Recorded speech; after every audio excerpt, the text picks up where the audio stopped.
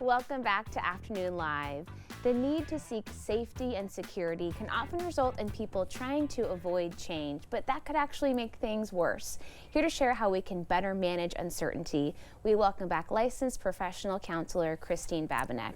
So nice to see you. So good to be here. We're talking about uncertainty and dealing with change in the world, and it's such an interesting conversation because we know that things change all the time, right? But yeah, it scares us. Well, we have that famous saying, right? The only constant is change, Yeah. and there's a lot of other iterations of that. But yeah, I mean, we're sort of born with this drive to survive. We have a evolutionary biological drive to survive. So we typically seek, predictability, reliability, and stability. And that helps us feel safe. But if we stay too much in that zone, we won't grow in confidence. We won't learn how to manage smaller things and therefore start avoiding really, really big things. So just like anything else, the goal here is maybe a little bit of balance, maybe a little bit of nuance. So definitely having some predictability, reliability, and stability in your life for sure, but also in order to be more confident, have less anxiety, we need to seek novelty, get curious, and start to challenge ourselves to face some of our fears. Now, a lot of times we can do that if they're smaller fears, but sometimes we have really big things. Yeah. And so that kind of, we might need a few more coping skills for that. Sure. Well, and I wanted to ask you about this, maybe a more extreme avoidance or fear of change can actually have consequences like in our mental and physical health. That's exactly right. So folks who are living only in things that are reliable, predictable, and stable and are not exciting their curiosity, are not going out in the world, are not seeking that novelty, are going to have higher levels of anxiety, and it's going to have a negative impact on both their physical and their mental health.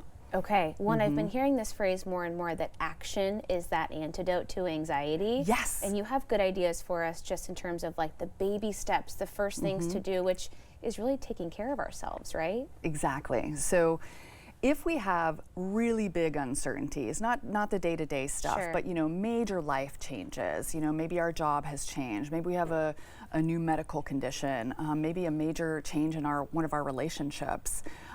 Those types of things can get really, really big. And yes, the first thing we want to do is focus on the basics.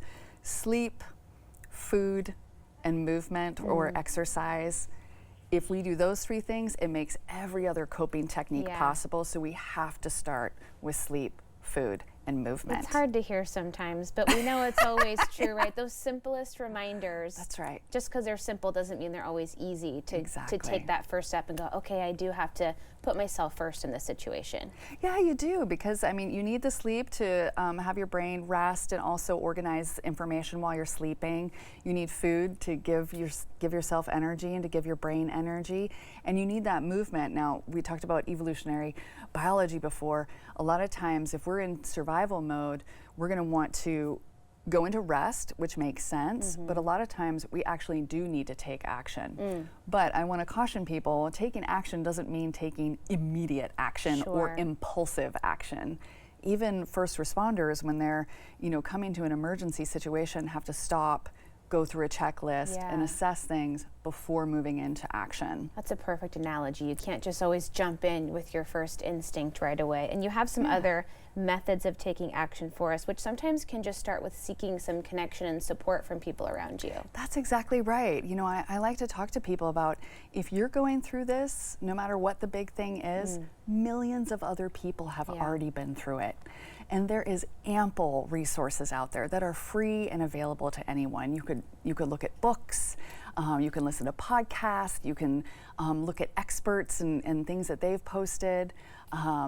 Alternatively, you can seek therapy, you can seek professional help. But even introverts need comfort and support from others while they're going through big uncertainties. That's true. Even if it feels uncomfortable for a minute, making that connection will usually be hugely beneficial. Yes. Okay, what about just the acceptance of, I got to deal with this? That's exactly right. So a lot of times when we have these big uncertainties, we start to go into creating these stories and telling these real negative stories about what's going to happen, and that sort of thing, or we start to rehash something that happened in the past that's made us really uncomfortable or made us feel bad. And so if we go into acceptance and say, okay, this thing is happening, it releases us to see things more clearly and to gather the resources we need more effectively. Yeah, it's like that acceptance of I can only control what I can control. Yes. And then what, right? Exactly. You can't fix everything in the world, especially not all at one time. Right, that's right. Well, and then mindfulness too. That's such a great practice that can really help us, especially with that slowing down of everything That's too. right. Yeah, I mean, I think it goes along with acceptance. It goes along with knowing what you can control, knowing what you can't. I mean, you know, I talk to a lot of clients and people I work with around really the only thing we can control is our behavior. We have a lot of things we can explore, our thoughts, our feelings, our motives, our values. And if we can explore those things in mindfulness, let those kind of pass through, see what those thoughts are, we get more clarity on how and when we want to take that action. Sure, that makes a lot of sense. Okay, and then what about making a plan as best you can, right? For what you can control. Right, exactly. Well, I mean, knowing what you can control, which is your behavior, and then being able to create those short and long-term plans using the experts that we've accessed, using our support system, you know, going into acceptance, that helps us create those plans. Yeah, and you alluded to this earlier, paying attention to the stories that you tell yourself. Some of us are pretty catastrophic thinkers, myself included. Right? I'm always going to the worst case scenario and thinking, okay, I've got to be ready and have my armor for whatever this is going to bring. But it's often pretty overdramatic compared to the reality of the situation. Yeah, although sometimes, I mean, people, you know, think about the wildfires or, you know, some of the other, you know, major catastrophes that are happening right now, or just the, you know, even people who have really high anxiety. I mean, sometimes it is accurate. Yeah. But we also have to pay attention to the facts. This very bad thing may be happening, a catastrophic thing may be happening, and I have resources, and I can create a plan, and I can take time, and these are the people that I can ask for help. And so kind of slowing those stories down, if we are wired for anxiety, which we are, our brain is wired for anxiety, it's often going to come up with the worst case scenario to be the most protective. So we have to check out our story against the facts. Okay, that makes sense. Note to self, okay?